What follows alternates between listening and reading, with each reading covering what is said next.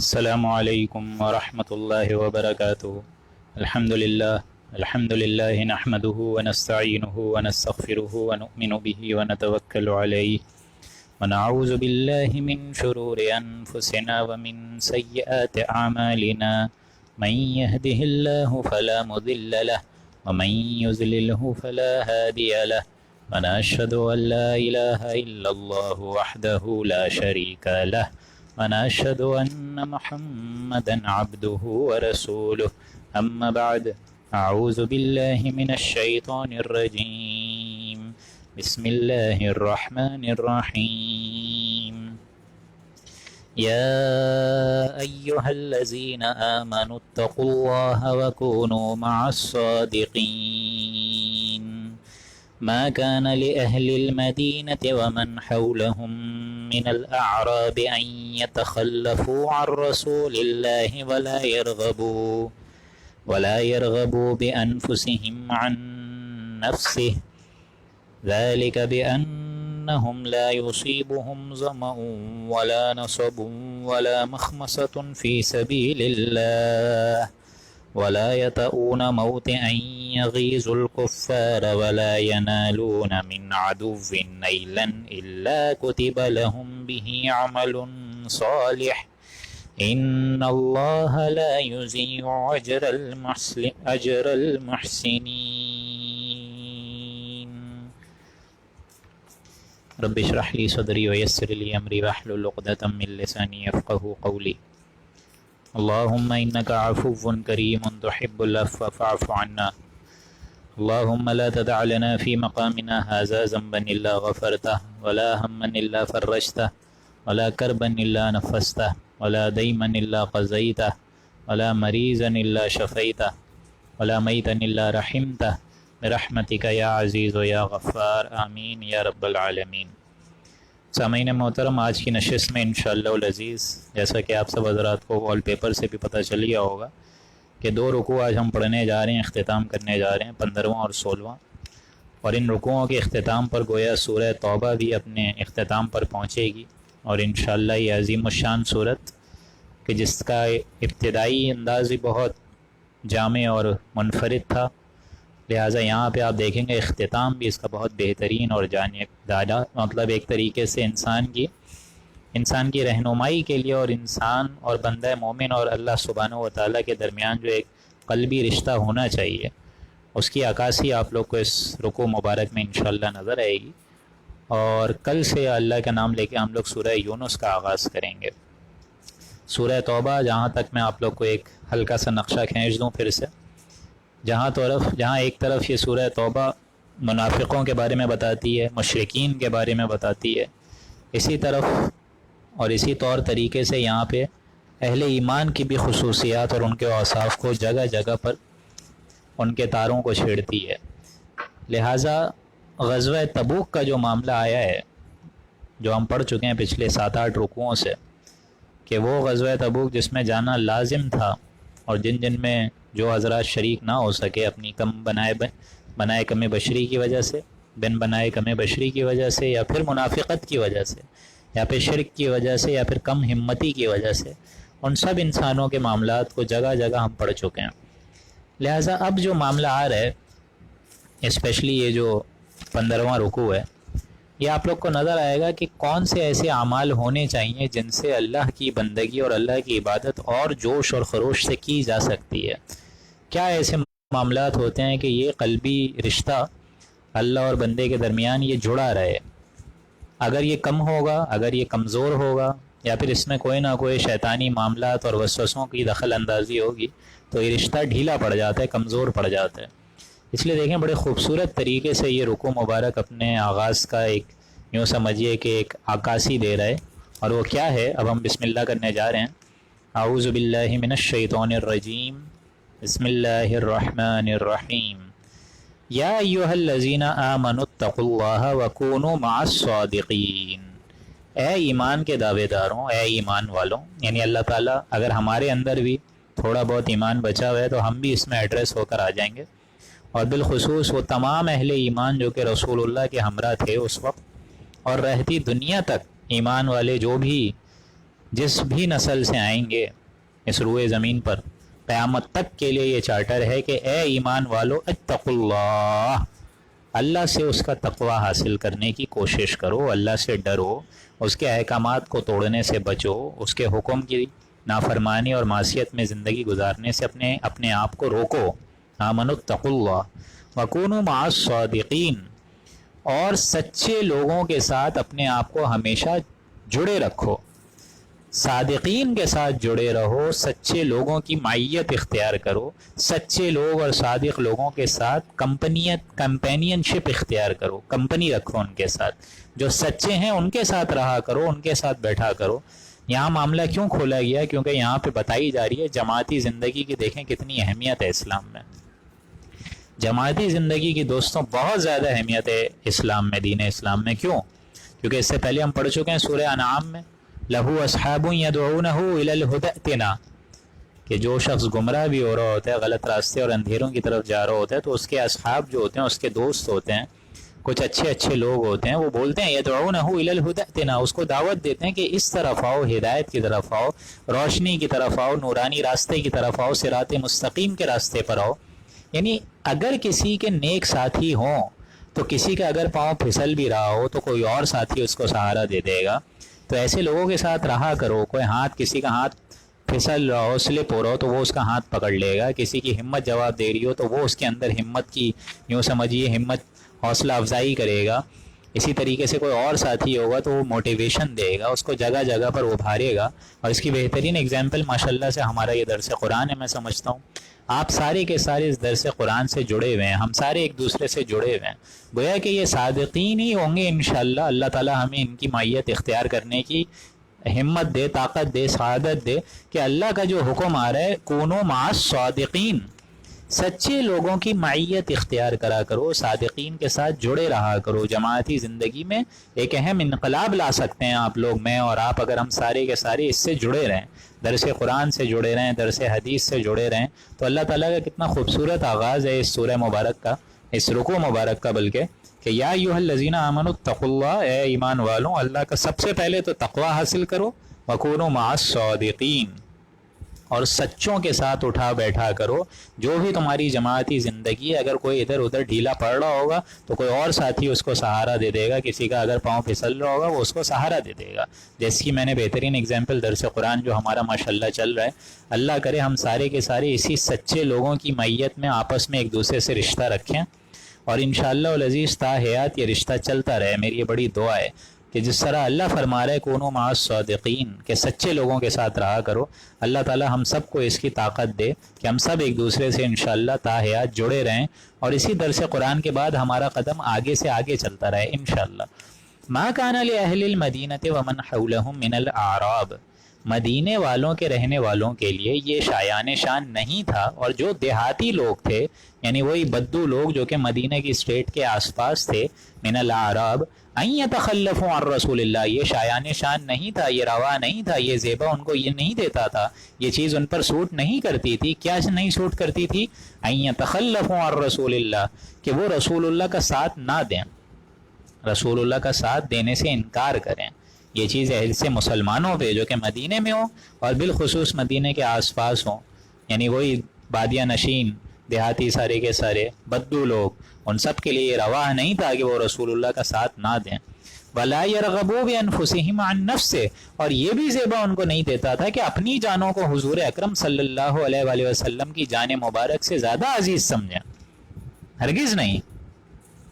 رسول اللہ کا حکم ہے، اس کو فالو کرنا ہے، ان کے دامن سے جڑے رہنا ہے، جو حکم وہ دیں ان کے دامن سے جڑے رہنے کا حکم اللہ تعالیٰ نے فرمایا ہے کہ ان کے قدموں میں جان نثار کر دو اپنی، جو وہ بول رہے ہیں ویسے، جس طرح حضور فرماتے ہیں کہ جو میں تم کو دوں وہ لے لو، اور جس چیز سے رسول اللہ روکیں اس چیز سے، اے مسلمانوں، اے انسانوں، بلکہ تم سب رک جاؤ، اسی میں تمہارے لیے بہتری ہے، عافیت ہے۔ یہاں بھی وہی حکم ہے کہ ایسے مسلمانوں کے لیے کوئی شایان شان، کوئی آپشن ہی نہیں تھا، آپشن ہی نہیں تھا، یہی بیسک الفاظ ہوگا کہ ان کے پاس کوئی چوائس نہیں تھی، اور زیبا ہی نہیں دیتی تھی کہ وہ رسول اللہ کا یا تو ساتھ نہ دیں، یا تو اپنی جانوں کو رسول اللہ کی جانوں سے زیادہ عزیز سمجھیں۔ ذالک بانہم لا یصیبہم ظمأ ولا نصب ولا مخمصۃ فی سبیل اللہ، یہ اس وجہ سے کہ ان کے لیے اللہ کی راہ میں جو ان کو بھوک لگے گی، ولا نصب ولا مخمصۃ، جو پیاس لگے گی، جو تکلیف پہنچے گی فی سبیل اللہ، اللہ کی راہ میں، یہ ساری کی ساری چیزوں میں اللہ تعالیٰ ان کے لیے نیکی کا اندراج کرتا رہے گا۔ ولا یطؤون موطئا یغیظ الکفار، اور جو بھی کفار کی طرف سے ان کو موجب غیظ ہوگا، تکلیف ہوگی، ان کے اندر تھکاوٹ ہوگی، چلنا مشکل ہوگا، بھوک لگے گی، پیاس لگے گی، ولا ینالون من عدو نیلا الا کتب لهم، اور دشمنوں کی طرف سے جو ان کو خبر ملے گی، اچانک کے حملہ ہو جائے یا کچھ بھی ایسے مسلمانوں پر حملہ ہو جائے، تو یہ ساری کے ساری چیزوں میں نہیں اضافہ ہوگا مگر الا کتب لهم به عمل صالح، مگر یہ کہ ہر اس عمل پر ان کی نیکیوں کا اندراج ہوتا رہے گا، ہوتا رہے گا، ہوتا رہے گا۔ ہر اس فعل کے ساتھ جو یہ کر رہے ہیں نیکیوں کا اندراج اللہ تعالیٰ کرتا رہے گا، کرتا رہے گا، چاہے بھوک لگے، پیاس لگے، کہیں چلنا مشکل لگ رہا ہو، مشقت ہو، دشواری ہو، تھکاوٹ ہو، تکالیف ہو، کبھی دشمن سے تکلیف ملے، کبھی کوئی ان کے صحابی جو ہیں وہ شہید ہو جائیں، جو یہ عمل کریں گے ان کے نامہ اعمال میں اضافہ نہیں ہوگا مگر نیکیوں کا، نیکیوں کا باعث بنتا رہے گا، اور نیکیاں ان کی درج پر درج ہوتی رہیں گی۔ لیکن یہ کس وجہ سے؟ وہ اس وجہ سے کہ وہ اپنی جانوں کو، ایک تو یہ کہ اللہ کے رسول کی جانوں سے عزیز نہ سمجھیں، اور رسول اللہ جو حکم دیں اس کو فالو کریں۔ جہاں رسول اللہ بول رہے ہیں چلنے کو چلیں، تبوک کا معاملہ ہو، غزوہ احد کا معاملہ ہو، غزوہ بدر کا معاملہ ہو، جہاں بولیں چلنا لازم ہے، جہاں رسول اللہ بلائیں، پکاریں، تپتی راہیں مجھ کو پکاریں، دامن پکڑے چھاؤں گہری، یہ اللہ تعالیٰ کی نبی کا حکم ہے، چلنا پڑے گا۔ ان اللہ لا یضیع اجر المحسنین، یقیناً اللہ تعالیٰ ایسے مخلصین کا اور ایسے محسنین کا جو کہ اسلام، ایمان اور پھر اس درجے کو بھی کراس کر کے درجہ احسان تک پہنچ چکے ہیں، اللہ تعالیٰ ایسے درجہ احسان پر پہنچنے والوں کے عمل کو ہرگز ضائع نہیں کرے گا۔ وَلَا يُنْفِقُونَ نَفَقَةً صَغِيرَةً وَلَا كَبِيرَةً، اور نہیں ان کو کوئی پڑتی، کوئی چھوٹی ہو چاہے بڑی ہو، جو بھی چیز انہوں نے خرچ کی ہو، چاہے کم کیا ہو چاہے زیادہ کیا ہو، احد پہاڑ جتنا بھی صدقہ کیا ہو، چاہے 10 روپے بھی دیے ہوں، کچھ بھی، 1 دینار بھی جس کو دیا ہو، جو عمل یہ کریں گے چاہے چھوٹا چاہے بڑا، نفقتاً صغیرۃ ولا کبیرہ، جو انفاق پیش کریں گے، یہ انفاق فی سبیل اللہ پیش کریں گے، اللہ کی راہ میں خرچ کریں گے، چاہے چھوٹا ہو چاہے بڑا ہو، وہ سب قبول ہوگا۔ ولا یقطعون وادیا، اور جتنے میدان ان کو طے کرنے پڑے، غزوہ بدر کے بعد غزوہ احد، غزوہ احد کے بعد غزوہ تبوک، غزوہ تبوک کے ہی سلسلے میں اسی طریقے سے غزوہ حنین، غزوہ موتا، جو یہ سلسلے طے کریں گے، اللہ تعالیٰ نے ان کے لیے حکم کیا کرا ہے؟ الا کتب لهم لیجزیہم اللہ احسن ما كانوا یعملون، کہ ان تمام اعمال پر بھی نہیں لکھا جائے گا ان کی کتاب میں سے، یعنی نامہ اعمال میں سے، لیجزیہم اللہ، کہ اللہ تعالیٰ ان کو ان تمام کاموں کے عوض بدلہ دے گا، بہترین جزا دے گا، احسن ما كانوا یعملون، اتنا بہترین بدلہ کہ جو یہ عمل کرتے رہے، یعنی ہمیشہ بندہ مومن کی طرف سے عمل پہلے ہوگا، پھر اللہ کی رحمت جو ہے وہ دستگیری کرے گی۔ یہی معاملہ انشاءاللہ العزیز اللہ تعالیٰ مجھے اور آپ کو ہمت دے ایسے اعمال کرنے کی کہ ہم لوگ انشاءاللہ ساتھ جنت الفردوس میں بھی جائیں، انشاءاللہ وہاں پر بھی جا کر یہی قول ہوگا بندہ مومن کا کہ اللہ ہم اس لولا ہدان اللہ، یا اللہ تعالیٰ اگر تو ہی ہدایت نہ دیتا تو ہم تو یہاں تک پہنچ ہی نہیں سکتے، لیکن اللہ کی طرف سے کیا ہوگا؟ نہیں میرے بندے، تو نے عمل کیا، تو نے اس زندگی کو اڈاپٹ کیا، تو نے اس زندگی میں تکالیف جھیلی، اے میرے بندے تو نے فلاں فلاں وقت اتنا مال خرچ کرا، اے میرے بندے تو نے فلاں فلاں وقت اتنی نمازیں پڑھی، اے میرے بندے تو نے اتنے لوگوں کی باتیں سنی۔ یہ سارا کا سارا اللہ تعالیٰ کی طرف سے ایک احسان تو ہوگا، لیکن اللہ تعالیٰ کی طرف سے ایک بات ہوگی کہ سب سے بڑی بات لو ما کانوا یعملون، اے میرے بندے جو تو نے عمل کیا تھا اس کی وجہ سے آج میں تم کو یہ ساری کی ساری نیکیوں کا بھی جو اندراج ہو رہا ہے وہ کس وجہ سے ہو رہا ہے؟ وہ اسی وجہ سے ہو رہا ہے نا کہ اللہ تعالیٰ نے جو احکامات بتائے ایسے لوگ اس پر فالو کرتے رہے، اپنی زندگیوں کو اس پر ڈھالتے رہے، چاہے جتنی تکالیف آئی، جتنی کمزوریاں آئیں، جتنی مشقتیں آئیں، جتنی ملامتیں بھی آئیں، وہ ساری کی ساری ملامتیں انہوں نے جھیلیں، چاہے وہ ملامتیں گھروں سے ہی کیوں نہ ہو، چاہے احباب سے کیوں نہ ہو، چاہے وہ ملامتیں آپسی بھائی بہنوں سے ہی کیوں نہ ہو، لیکن انہوں نے جھیلیں۔ آج بھی انسان کو چلنا چاہے اللہ کی راہ پہ تو سب سے پہلے ملامت کون کرتے ہیں؟ گھر والے کرتے ہیں کہ دماغ خراب ہو گیا، تم کیا عالم بننے جا رہے ہو، مولوی بننے جا رہے ہو، تمہارے آگے پیشہ نہیں ہے اتنا بڑا، آگے دیکھو، آگے 10 بچی ہیں، ان کو پالنا ہے، ان کو پوسنا ہے، اور اسی طریقے سے ان کی شادی ہے۔ بولتا ہے کہ نہیں بولتا ہے انسان؟ تو یہ ہے اللہ تعالیٰ کی طرف سے جو سختیاں آئیں اللہ تعالیٰ کے اس بندے نے جھیلیں، واپس نہیں پھرا کوئی فرمان جنوں کا، تنہا نہیں لوٹی کبھی آواز جرس کی، خیریت جان راحت تن صحت داماں، سب بھول گئی مصلحتیں اہل ہوس کی، اس راہ میں جو سب پہ گزرتی ہے سو گزرے، تنہا پاس زندان کبھی رسوا سرے بازار، گرجے ہیں بہت شیخ سرے گوشاہ ممبر، کڑکے ہیں بہت اہل حکم برسارے دربار، چھوڑا نہیں غیروں نے کوئی ناوک دشنام، چھوٹی نہیں اپنوں سے کوئی طرز ملامت، چھوٹی نہیں اپنوں سے کوئی طرز ملامت، اس عشق نہ اس عشق پہ نادم ہے مگر دل، ہر داغ ہے اس دل میں بجز داغ ندامت، لیجزیہم اللہ احسن ما کانوا یعملون، اللہ جزا دے گا ان کو ان کے اعمال کی بنیاد پر جو بہترین عمل انہوں نے اس دنیا میں کرے۔ وما کان المؤمنون لینفروا کافہ، اور ہمیشہ سے مسلمانوں کو اسی طرح ہونا چاہیے کہ جہاد کے لیے سب کے سب نہ نکل کھڑے ہوں۔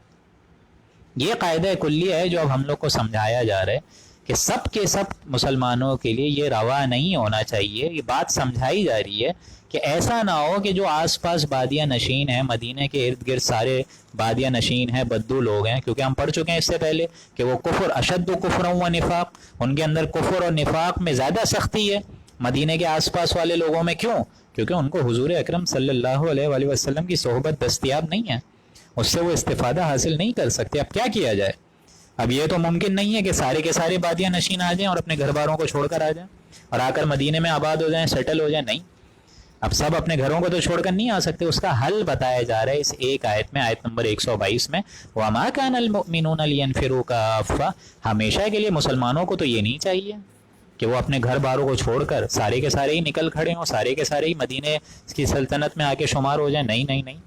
اس سے تو مدینہ کی بھی ریاست جو ہے وہ پولوٹیڈ ہو جائے گی، آبادی ان کی بڑھ جائے گی۔ فلولا نفر من کل فرقۃ منہم طائفۃ لیتفقہوا فی الدین، بلکہ حل بتایا جا رہا ہے کہ ایسا کیوں نہ کیا جائے کہ ان کی کل فرقہ، ان کی ہر بڑی جماعت میں سے ایک ایک فرقہ نکلے، ایک ایک گروہ نکلے، سلیکٹڈ پیپل نکلیں، ان کے بڑے بڑے عالم دین نکلیں، منہم انہی میں سے، طائفۃ لیتفقہوا فی الدین، اور وہ ایک بڑی جماعت ایک چھوٹی جماعت سے آگے جا کے ملے، اور اس چھوٹی جماعت میں سے جو لوگ نکلیں گے وہ آئیں، یعنی ایک پورا گروہ اٹھ کر، جو گروہ آ رہا ہے پورا کا پورا گروہ مدینہ کی سلطنت میں آ جائے اور رسول اللہ کی اس صحبت سے فیضیاب ہو۔ یہ نہیں ہو کہ سارے کے سارے 100% بادیہ نشین نکل کر آ جائیں، نہیں، بلکہ ان کا ایک چھوٹی سی ایک جماعت ہے، گروہ در ایک جماعت آئے، اور وہ جماعت آئے اور وہ کیا کرے، لیتفقہوا فی الدین، تاکہ وہ دین کا فقہ حاصل کریں، تفقہ حاصل کریں، فہم حاصل کریں، وہ آئیں گروہ در گروہ آئیں، حضور کی صحبت میں رہیں، دین کو سمجھیں،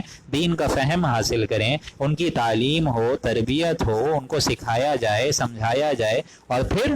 وَلِيُنذِرُوا قَوْمَهُمْ، اور وہ واپس جائیں اپنی قوم میں، اذا رجعوا، واپس لوٹ کر جائیں، الیہم، ان کے پاس، لعلہم یحذرون،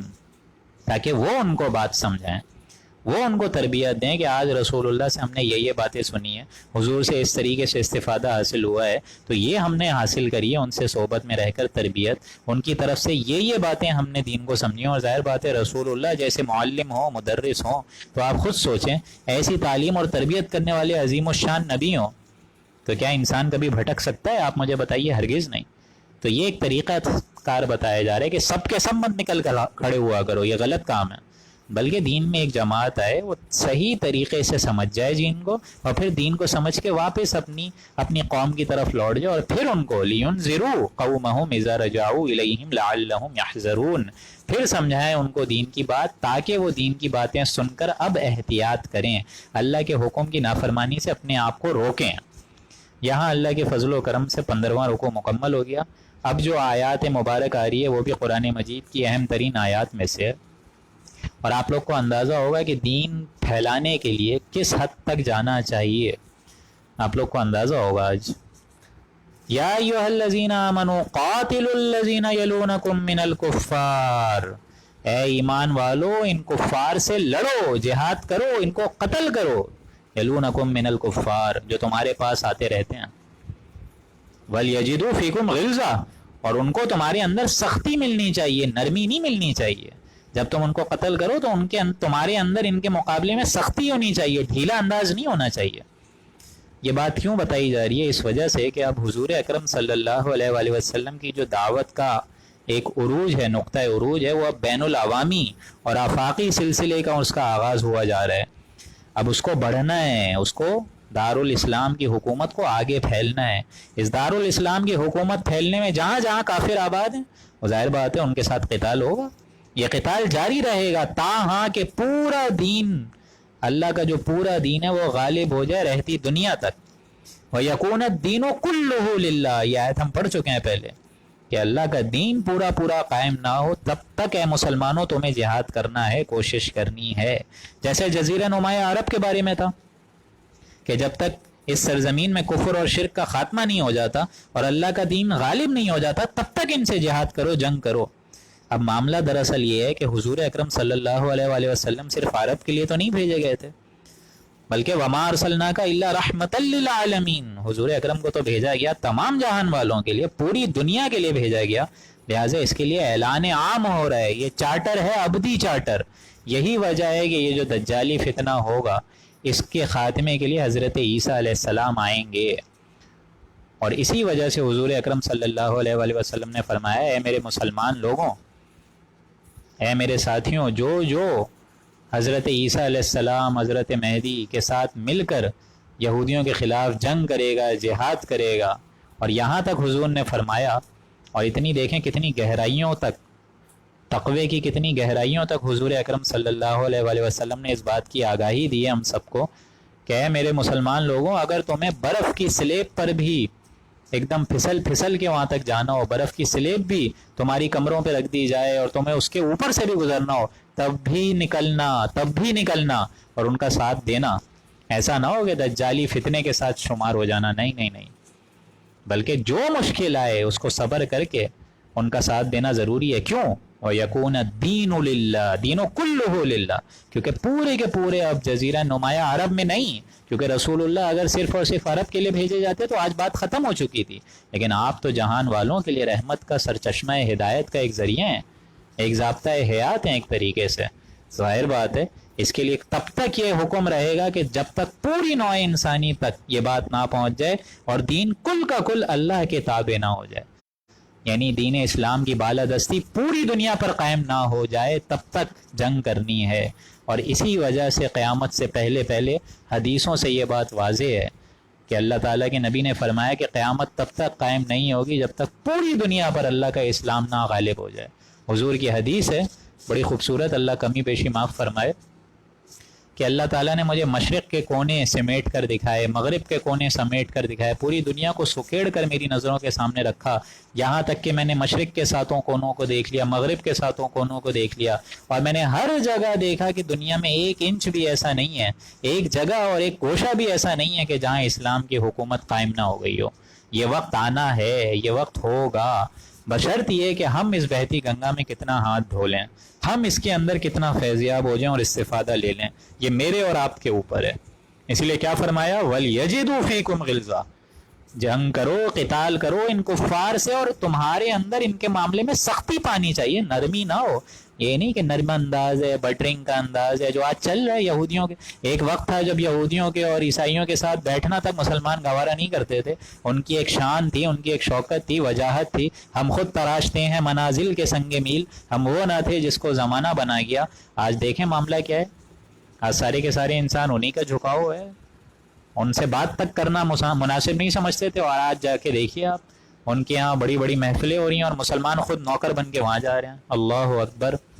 وَلْيَجِدُوا فِيكُمْ غِلْظَةً، تمہارے اندر سختی ملنی چاہیے ان کے مقابلے میں۔ وَاعْلَمُوا، اور جان لو، أَنَّ اللَّهَ مَعَ الْمُتَّقِينَ، اللہ تعالیٰ متقیوں کے ساتھ ہے، ایسے لوگوں کے ساتھ ہے جو کہ اس کے حکم کی کبھی سرتابی نہیں کرتے، ہمیشہ جو حکم ہوتا ہے فوراً قبول اللہ۔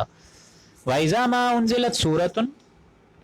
اور جب کبھی ان میں سے کوئی صورت نازل کی جاتی ہے ان کے درمیان، کیونکہ یہ آیت بھی ہم پہلے پڑھ چکے ہیں، سورہ انفال میں آیا تھا زادتہم ایمانا، آپ لوگوں کو اگر پہلا رکوع یاد ہو تو یہ جو ایمان والوں کے لیے اللہ تعالیٰ جگہ جگہ آیات الہی نازل کرتا ہے، قرآن مجید کا کوئی حصہ حضور اکرم صلی اللہ علیہ وآلہ وسلم کے قلب اطہر پر نازل کرتا ہے، اور حضور جب محفل میں پڑھ کر سناتے تھے تو ظاہر بات ہے ان سے اہل ایمان کے تو ایمان میں بہت اضافہ ہوتا تھا، بہت اس سے بڑھاوا ملتا تھا۔ لیکن یہ کفار کا کیا معاملہ ہے؟ یہاں کفار کے قول کو نقل کیا جا رہا ہے کہ وہ کیا بولتے ہیں وَإِذَا مَا أُنزِلَتْ سورہ، اور جب کوئی صورت نازل ہوتی ہے فَمِنْهُمْ مَن يَقُولُ، تو ان میں سے کہتے ہیں وہ لوگ، یعنی یہی کافر لوگ، منافق اور مشرک لوگ، اَيُّكُمْ زَادَتْهُ هَٰذِهِ ایمانا، ہاں بھائی بڑے استہزاء انداز میں کہتے ہیں اور مذاق کے سٹائل میں بولتے ہیں کہ ہاں بھائی کس کے ایمان میں اضافہ ہو گیا ہے، کس کے ایمان میں اللہ تعالیٰ نے ان آیات کے ذریعے سے اضافہ کر دیا، ذرا ہمیں بھی تو دکھاؤ کہاں ہیں وہ بندے۔ یہ استہزاء کا اسٹائل ہے، یہ انداز ایسا ہے کہ ایمان والوں کے جو احساسات ہیں ان کو مجروح کرنے والا اسٹائل ہے۔ لیکن اللہ تعالیٰ نے بھی دیکھیں اسی اسٹائل پہ کیا بات بولی ہے، فَأَمَّا الَّذِينَ آمَنُوا، تو جو لوگ ایمان لاتے ہیں فَزَادَتْهُمْ ایمانا، ان کے دل ایمان سے اور بڑھ جاتے ہیں۔ ایمانداروں کو ان کے اس صورت کے نازل ہونے کے بعد ایمان میں ہی اضافہ ہوتا ہے اور کسی میں نہیں ہوتا۔ وَهُمْ يَسْتَبْشِرُونَ، اور وہ اس پر خوشیاں مناتے ہیں، وہ جشن مناتے ہیں، وہ خوش ہوتے ہیں، شامیانے بجاتے ہیں، یہ ان کا معاملہ ہے۔ ظاہر بات ہے اللہ تعالیٰ کی طرف سے ہدایت آ جائے وہ تو خوش ہوتے ہیں، ان کے اندر اور اضافہ ہوتا ہے کہ آج فلاں فلاں آیات کی روشنی میں ہماری ہدایت میں اضافہ ہوا ہے۔ لیکن ان کافروں کا معاملہ کیا ہے؟ وَأَمَّا الَّذِينَ فِي قُلُوبِهِمْ، اور جن کے دلوں میں مرض ہوتا ہے، کیونکہ ظاہر بات ہے اسلام کو نہیں مانا تو کیا ہوا، دل میں اللہ تعالیٰ نے گندگی ڈال دی اور وہ گندگی بڑھتی رہتی ہے بڑھتی رہتی ہے بڑھتی رہتی ہے۔ وَأَمَّا الَّذِينَ فِي قُلُوبِهِمْ مرض، جن کے دلوں میں نفاق کا مرض ہوتا ہے، گندگی کا مرض ہے، بغض ہے، عداوت ہے، کینہ ہے، حسد ہے، جلن ہے، ایک نیگیٹو سائیکالوجی ہے، فَزَادَتْهُمْ رِجْسًا إِلَىٰ رِجْسِهِمْ، تو ان میں اضافہ ہوتا ہے گندگی پہ گندگی کا، گندگی پہ گندگی بڑھتی رہتی ہے ان کی اسی آیات کی نزول کی وجہ سے۔ جہاں ایک طرف اللہ تعالیٰ آیات کی روشنی میں ایمان والوں کا ایمان بڑھا رہے، وہیں ان کافروں کا نفاق پر نفاق بڑھا رہے۔ یہ اللہ تعالیٰ کا معاملہ ہے، کیونکہ اللہ تعالیٰ کا یہ تو قاعدہ کلیہ ہے کہ جو میرا بندہ جس راہ پر چلے گا میں اسی پہ چلا دوں گا۔ یہ تو اللہ کا فیصلہ ہے میرے لیے بھی آپ کے لیے بھی۔ جو انسان اچھے راستے پہ چلے گا اللہ تعالیٰ اس کا قدم آگے سے آگے رکھے گا، جو انسان گندے راستے پہ چلے گا اللہ تعالیٰ نے بولا ہے نا اما شاکرا و اما کفورا، اے انسانوں میں نے تمہیں شکر گزاری کا بھی راستہ سمجھا دیا ہے اور تمہیں بدی کا راستہ گندا راستہ بھی سمجھا دیا ہے۔ Now it's your choice where to run, now it's your choice either obey or go اوے۔ تم اچھے راستے پہ چلو گے ہم تمہارے لیے اچھے سے اچھی منزلیں طے کرتے رہیں گے، آگے سے آگے تمہارا قدم بڑھتا رہے گا، نیکیاں بڑھتی رہیں گی اور تمہیں سب سے بڑی منزل، سب سے آسان والی جگہ، سب سے آرائش اور آسائش والی جگہ پر لے جائیں گے، جنت الفردوس۔ اور اے میرے بندے اگر تم گندگی پر چلو گے، رچس کے راستے کو اختیار کرو گے، عمل شیطان کرو گے، شیطان کے بہکاوے اور وسوسے میں رہے تو جس طرح شیطان کا ٹھکانہ ہے اسی پہ تم کو بھی لے جائیں گے۔ یہ تو بڑا سمپل رول ہے۔ اور اے انسانوں اگر تم بیچ میں رہنا چاہو گے، نہ ادھر کی نہ ادھر کی، تھوڑی شیطان کی تھوڑی اللہ کی، تو ٹھیک ہے تم بیچ میں ہی رہو گے، نہ دنیا تمہیں پوری ملے گی نہ آخرت میں اللہ تعالیٰ تم کو جنت دے گا، وہاں بھی بیچ میں لٹکے رہو گے۔ جس طرح ہم لوگ پڑھ چکے اصحاب اعراف، پوری کی پوری صورت نازل ہوئی ہے اس پر کہ بیچ والے لوگ اعراف کون تھے؟ یہی لوگ تھے نا جن کے اچھے بھی اعمال تھے برے بھی تھے۔ تو انسان کیوں نہ کوشش کرے کہ وہ اچھے اعمال پر چل کر اپنی زندگی کو بھی اور اپنی آخرت کو بھی آسان فرمائے۔ لیکن ان کافروں کا معاملہ کیا ہے کہ جن کے اندر مرض ہوتا ہے نفاق کا، فزادتہم رجسا الی رجسہم، اسی گندگی میں گندگی پہ ان آیات کی نزول کی وجہ سے ان کے دلوں میں اضافہ ہو رہا ہوتا ہے۔ وماتوا وہم کافرون، اور وہ نہیں مرتے مگر حالت کفر میں، یعنی ان کی جانیں نکلتی ہیں تو اسی کفر کے زندگی میں، اسی کفر میں ہی ان پر اضافہ ہوتا ہے، تاہاں کہ موت ان کو گھیر لیتی ہے۔ اور حدیث میں بھی یہی بات ہے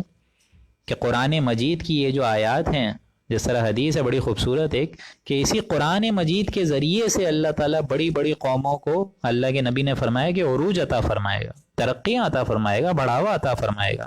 اہل و عیال میں مطلب اہل و عیال میں بھی اضافہ فرما دے گا اسی قرآن مجید کو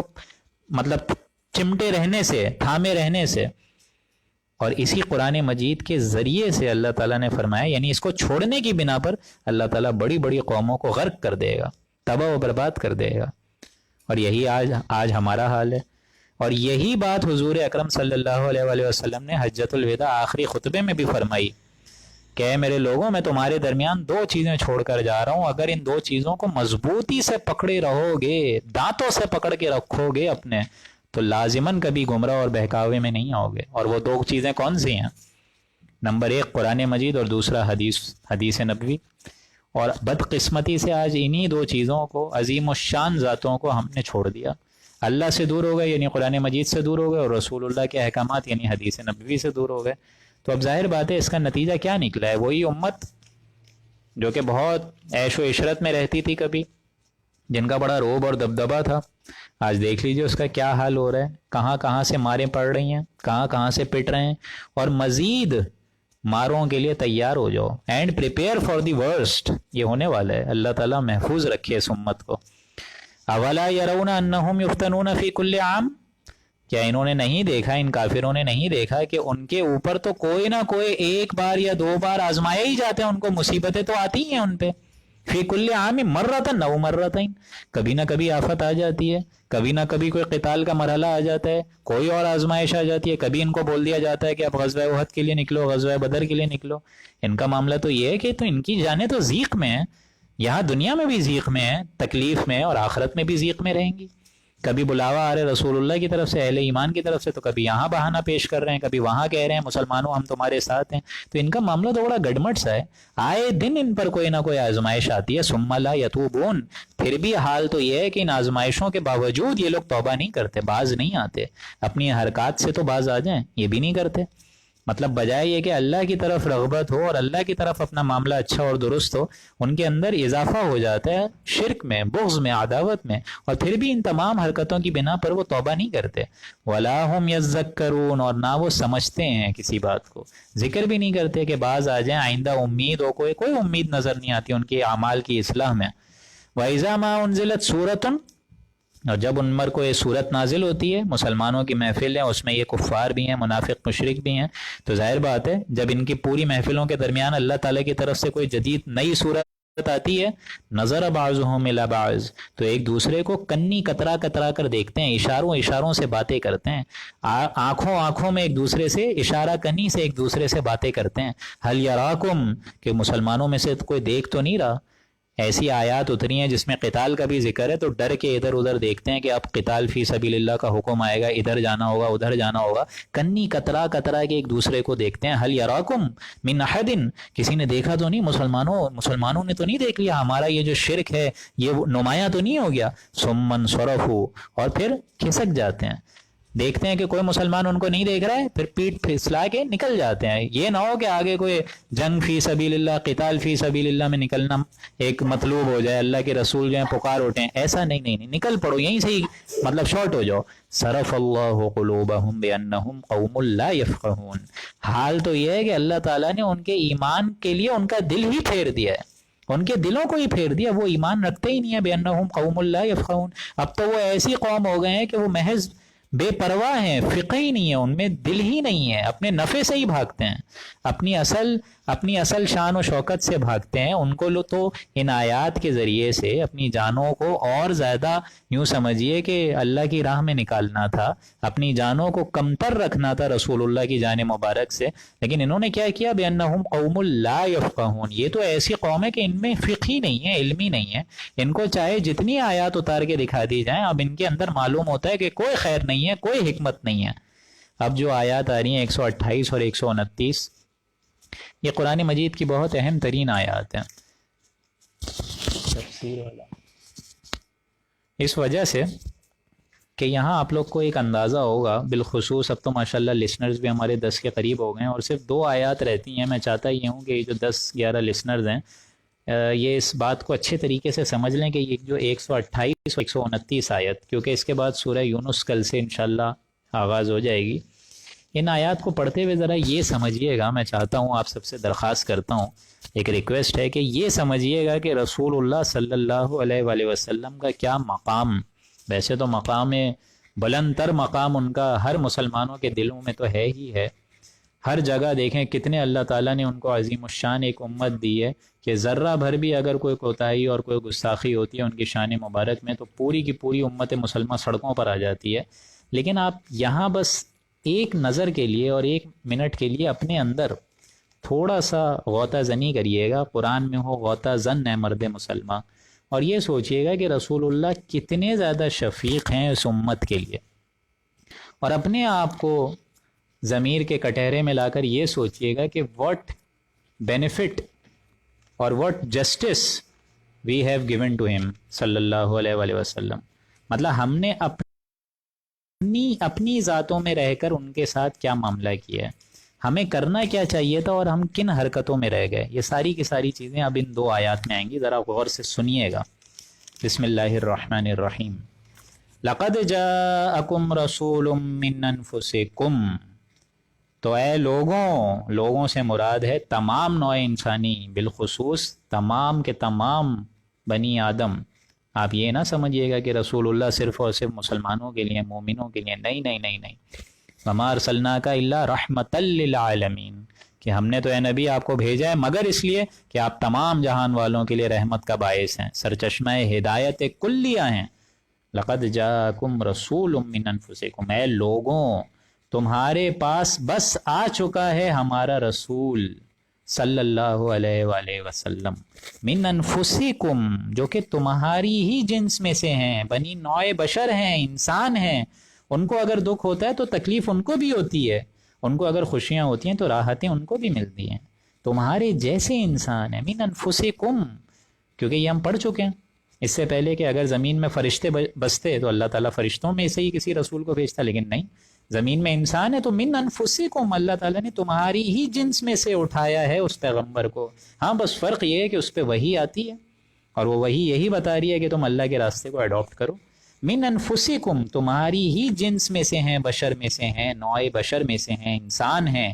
عزیز علیہ، جو کہ بہت عزیز ہیں، بہت خیر و برکت کا ایک باعث ہیں، جو تم پر جو بات مشکل ہوتی ہے نا، مشکل مسلمانوں پر، عزیز علیہ ما عنتم، جو مسلمانوں تم پر بات مشکل ہوتی ہے وہ ان پر بھی بڑی بھاری اور گراں گزرتی ہے۔ کسی مسلمان کو اگر تکلیف ہو تو اس مسلمان سے کہیں زیادہ تکلیف محمد الرسول اللہ صلی اللہ علیہ وآلہ وسلم کو ہوگی۔ عزیز علیہ ما عنتم، حریص ہیں بہت وہ، سارا خیر، ساری خوبیاں، ساری بھلائیاں اے مسلمانوں تمہیں ہی مل جائیں، اللہ کی طرف سے وہ یہ چاہتے ہیں۔ اہل ایمان کے لیے بہت حریص ہیں، بہت زیادہ رحم دل ہیں۔ علیکم بالمؤمنین، مومنوں کے حق میں تو بہت زیادہ حریص، بہت ہی زیادہ شفیق، رؤوف الرحیم، بہت مہربان، بہت رحم دل، بہت ہی زیادہ شفیق، بہت ہی زیادہ رحم دل۔ یہ معاملہ ہے رسول اللہ کا، جو کہ اپنے انسانوں کے لیے مسلمان تو دور کی بات، تمام نوع انسانی کے لیے اتنی رحمت اور شفقت کا جذبہ رکھتے ہیں۔ اور آج ہمارا معاملہ دیکھ لیجئے، ہم نے ان کے ساتھ کوئی جسٹس کرا ہے؟ کیا ہم نے ان کے ساتھ کوئی جسٹس کرا ہے؟ آپ مجھے بتائیے۔ جس طرح حضور اکرم صلی اللہ علیہ وآلہ وسلم کا ایک فرمان ہے کہ تمہارا جہنم میں جانا پسند ان کو نہیں تھا، اس لیے حضور نے کیا فرمایا کہ میں تمہاری پشتوں سے، پیٹوں سے پکڑ کر تم کو کھینچتا ہوں، لیکن تم مجھ سے دامن چھڑا کر زبردستی نار میں داخل ہوتے ہو، آگ میں داخل ہوتے ہو۔ میں تو انسانوں کو کرتے پکڑ کر، ان کی پشتیں پکڑ کر جہنم سے روکتا ہوں، لیکن یہ لوگ پروانے کی طرح اس شمع کی طرف جاتے ہیں جو کہ جہنم کا ایندھن ہے۔ رخ روشن کے آگے شمع رکھ کے وہ یہ کہتے ہیں ادھر جاتا ہے دیکھیں یا ادھر پروانہ آتا ہے۔ تو تمہارا معاملہ یہ ہے، میں تمہارے حق میں اتنا نبی، شفیق، رحم دل، مہربان، ساری خوبیاں، ساری بھلائیاں، سارا دنیا کا خیر تم کو اللہ تم کو دے دے، میری نسل کو بھی کچھ نہ دے، میں تو یہ چاہتا ہوں۔ اور آج ہمارا معاملہ دیکھیں کیا ہے۔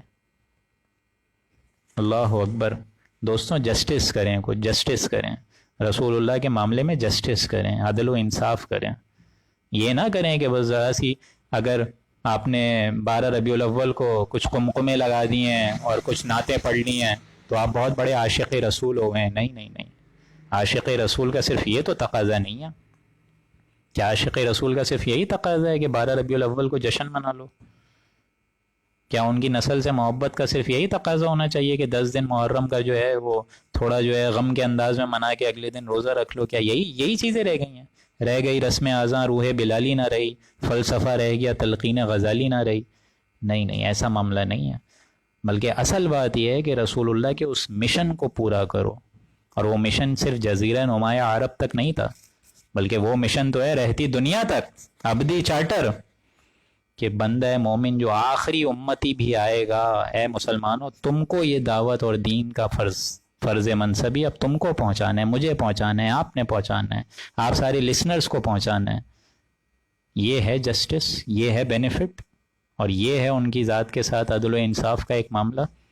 کہ انہوں نے جو ہمیں فرمان دیا اس کو آگے پہنچانا ہے۔ حضور نے آخری حجۃ الوداع میں کیا فرمایا تھا؟ یہی بات فرمائی تھی نا کہ مسلمانوں اگر میں عرب کے لیے صرف اور صرف نبی ہوتا تو بات آج ختم ہو چکی ہوتی، لیکن میں تو جہان والوں کے لیے رحمت ہوں، تمام لوگوں کے لیے، میرا آخری امتی تک کے لیے بھی میں رحم دل ہوں ان کے لیے، اور ان کے لیے نبی ہوں، پیغمبر، رسول ہوں۔ تو میرا مشن اب تمہیں پہنچانا ہے، میرے نا مضبوط کندھوں سے یہ بوجھ اتر کر اب تم لوگوں پر آ گیا ہے۔ اس دعوت کو پھیلانا، اس کی تعلیم، اس کی تربیت، اس دین کی سمجھ، اس دین کا اصل فہم، فتنوں کے بغیر، لسانیت کے بغیر، قومیت کے بغیر، درجہ بندی کے بغیر اب تمہیں پہنچانا ہے، تم کو اس دعوت کو آگے پہنچانا ہے۔ تم دین کو کیا آگے پھیلاؤ گے؟ تم نے خود دین کو چھوڑ دیا۔ تو رسول اللہ صلی اللہ علیہ وآلہ وسلم قیامت میں کیا شفاعت کریں گے یا پھر مقدمہ قائم کریں گے؟ آپ بتائیے نا۔ یہ تو ہم پڑھ چکے ہیں، فَكَيْفَ إِذَا جِئْنَا مِن كُلِّ أُمَّةٍ بِشَهِيدٍ وَجِئْنَا بِكَ عَلَىٰ هَٰؤُلَاءِ شَهِيدًا۔ سورہ انعام کی آیات یاد ہے کہ نہیں آپ لوگ کو؟ وہی آیت آئی تھی نا اس میں بھی، سورہ نساء کی آیت۔ کیا آیت تھی وہ؟ کہ اے نبی جب ہر امت میں سے ہم ایک گواہ کھڑیں گے اپنی قوم کے خلاف، اور اے نبی آپ کو گواہ کھڑا کریں گے آپ کی امت کے خلاف، وَجِئْنَا بِكَ عَلَىٰ هَٰؤُلَاءِ شَهِيدًا۔ عَلَىٰ ہمیشہ عربی میں مخالفت میں آتا ہے۔ ہم توقع میں اچھی شفاعت کے کہ ہم کچھ بھی کر لیں، چاہے چوری کریں، زنا کریں، ڈاکے ڈالیں، کچھ بھی کریں، لیکن تیرے محبوب کی امت میں سے ہیں، ہمارے لیے تو سیلویشن گارنٹیڈ ہے۔ جب ہمارے لیے سیلویشن گارنٹیڈ ہے تو انسان پھر عمل کیوں کرے؟ جب سارا کا سارا معاملہ اسی پر ہے، طے ہونا ہے کہ ہم کچھ بھی کر لیں تیرے محبوب کی امت میں سے ہیں، تو اللہ نے پھر یہ دنیا کیوں بنائی ہے، آخرت کیوں بنائی ہے؟ بتائیے مجھے۔ اگر اسی پر ہی سارا معاملہ طے ہونا ہے، سیلویشن گارنٹیڈ ہے، تو پھر عمل کرنے کا فائدہ کیا ہے؟ پھر تو جو ہاتھ آئے مارو اس کو، حلال ہو حرام ہو، انسان پھر کہاں فکر کرے گا؟ تو یہ معاملہ ہے کہ ہمیں اس نبی اکرم صلی اللہ علیہ وآلہ وسلم کے ساتھ جسٹس کرنا ہے، کیونکہ ایک طرف ان کا معاملہ ہے لقد جاءکم رسول من انفسکم، کہ اے لوگوں آ چکا ہے تمہارے پاس میرا پیغمبر، میرا نبی، تمہارے میں سے ہی، تمہاری جنس میں سے ہی، عزیز علیہ ما عنتم، تم کو جو بات بری لگتی ہے وہ ان کو بھی بڑی بھاری گزرتی ہے، تم کو کوئی تکلیف ہوتی ہے تم سے کہیں زیادہ تکلیف ان کو ہوتی ہے، حریص علیکم، تمہارے معاملے میں بڑے حریص ہیں، سارا خیر، خوبیاں، نیکیاں، بھلائیاں تم کو مل جائیں، اس حق میں ہے وہ۔ بالمؤمنین رؤوف الرحیم، اور اہل ایمان کے لیے تو بڑے شفیق، مہربان اور رحم دل ہیں، صلی اللہ علیہ وآلہ وسلم۔ وفدا آباؤنا و امہاتنا و ازواجنا، جن پر فدا ہو جائیں ہمارے ماں باپ، ہمارے والدین، اہل و عیال، بیوی بچے، سب کچھ، ہم بھی۔ فَإِن تَوَلَّوْا، اور اگر تم نافرمانی کرو گے، پیٹ پھیر لو گے، رستے سے اپنے ہٹ جاؤ گے، دین اسلام کو سمجھنے کے لیے تیار نہیں ہوگے، فَإِن تَوَلَّوْا فَقُلْ حَسْبِيَ اللَّهُ، تو اے نبی آپ ان سے کہہ دیجئے کہ میرا پالن ہار، میرا ذات کی رکھوالی کرنے والا، میرا دوست، میرے لیے حمایتی، میرے لیے کفایت کرنے والا، حسبی اللہ، اللہ تعالیٰ کافی ہے، اللہ کی مدد کافی ہے، اللہ تعالیٰ کا حافظ و ناصر ہونا کافی ہے، پھر مجھے کسی کی فکر نہیں ہے۔ جب اللہ ساتھ ہے تو پھر کس سے ڈرنا؟ فقل حسبی اللہ، اللہ کافی ہو جائے گا پھر، لا الہ الا ہو، اس کے علاوہ کوئی الہ ہے ہی نہیں، شایان شان اس کی ذات میں کوئی ہے ہی نہیں، لا الہ الا ہو، علیہ توکلت، اللہ تعالیٰ کے نبی کیا فرما رہے ہیں، اور بالخصوص یہ تمام امت کو پیغام جا رہا ہے، علیہ توکلت، کہ میں نے اس پر اپنا توکل کر دیا، بھروسہ اسی پہ رکھ دیا، سارا کا سارا میں نے اعتماد اسی پہ کر دیا، وَهُوَ رَبُّ الْعَرْشِ الْعَظِيمِ، اور وہ رب ہے عرش عظیم کا، وہ بڑا بھاری عرش کا اکلوتا مالک وہی ہے، وہ بڑے عرش کا مالک ہے۔ اگر عرش والے سے میرا اور آپ کا تعلق ہو جائے تو آپ سوچئے پھر کائے کو ہمیں یہ دنیا کی اہمیت لگے گی؟ کوئی نہیں لگے گی، ہمیں تو اس دنیا کی کوئی فکر ہی نہیں ہوگی جب عرش والے سے ایک رشتہ قائم ہو جائے۔